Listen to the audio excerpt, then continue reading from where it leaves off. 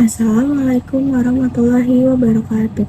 Perkenalkan, nama saya Anggun Nurandiani Wioso dengan NIM 2308244 dari Program Studi Pendidikan Guru Sekolah Dasar.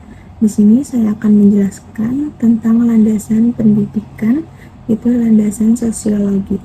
Dimulai dari sejarahnya, sosiologi lahir pada abad ke-19 di Eropa karena adanya revolusi industri di Inggris. Sosiologi sebagai ilmu lahir karena terlepas dari pengaruh filsafat. Sosiologi pertama kali digunakan oleh Auguste Comte 1798 sampai 1857. Sosiologi adalah ilmu yang mempelajari tentang masyarakat serta berbagai tindakan sosial. Menurut Auguste Comte, sosiologi adalah ilmu yang mempelajari hubungan antara manusia dalam kelompok-kelompok dan struktur sosialnya. Lalu di sini ada landasan. Landasan dalam bahasa Inggris disebut foundation atau fondasi.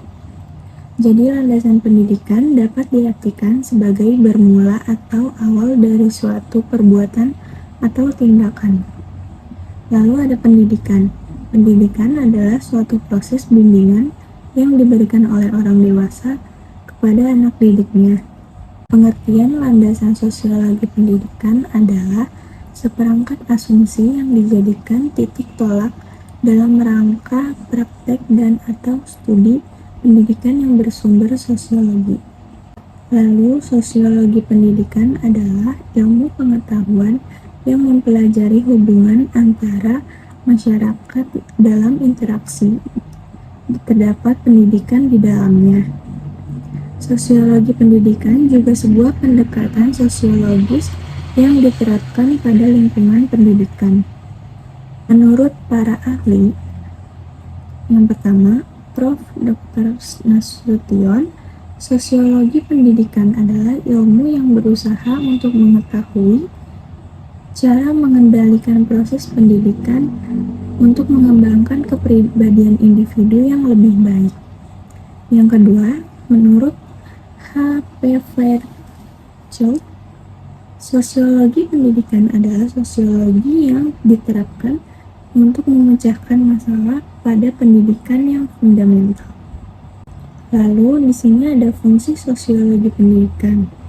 Yang pertama, eksplanasi. Fungsi ini digunakan untuk menganalisis proses sosial, ketimpangan, dan perumusan kebijakan pendidikan agar lebih efektif dalam menangani masalah. Yang kedua, prediksi. Fungsi ini digunakan untuk memprediksi kondisi dan masalah pendidikan yang diperkirakan akan muncul di masa depan. Yang ketiga, ada utilasi. Fungsi ini digunakan untuk menangani masalah-masalah yang dialami di masyarakat, seperti lapangan pekerjaan dan pengangguran, konflik sosial, kerusakan lingkungan, dan lain yang memerlukan dukungan pendidikan.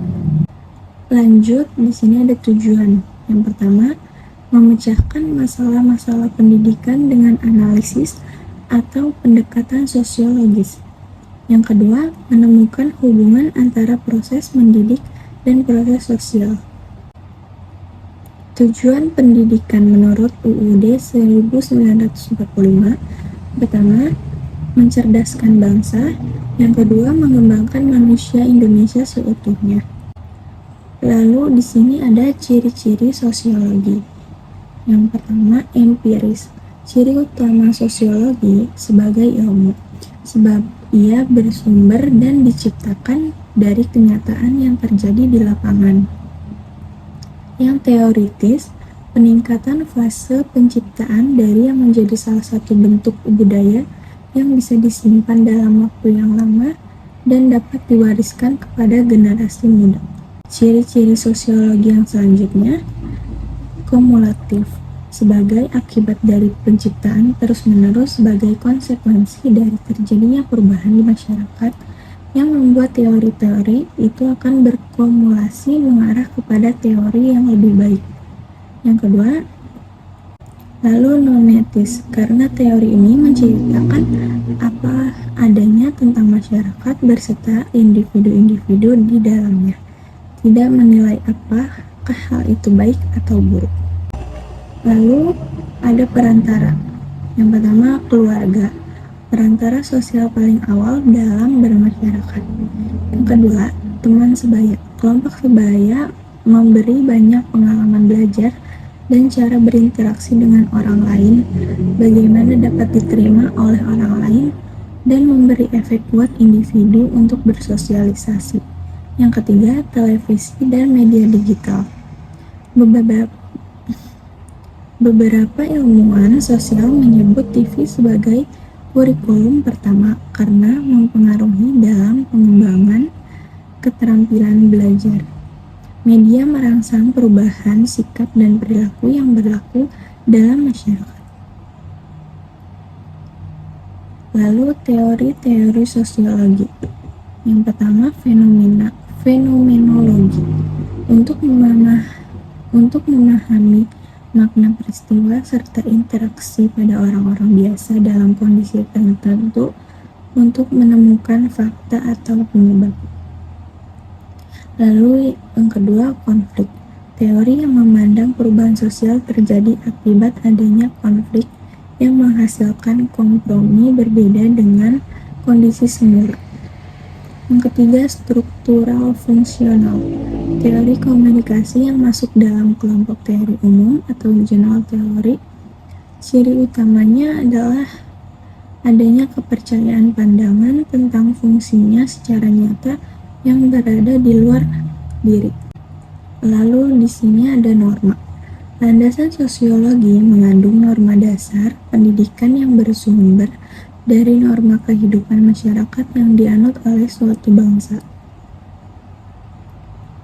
Macam norma yang dianut oleh pengikutnya, yaitu paham individualisme, paham kolektivisme, dan paham interferalistik.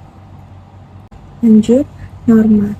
Landasan sosiologis pendidikan di Indonesia menganut paham integralistik yang bersumber dari norma kehidupan masyarakat. Paham integralistik. Yang pertama, negara melindungi warga negaranya. Yang kedua, selaras serasi seimbang antara hak dan kewajiban.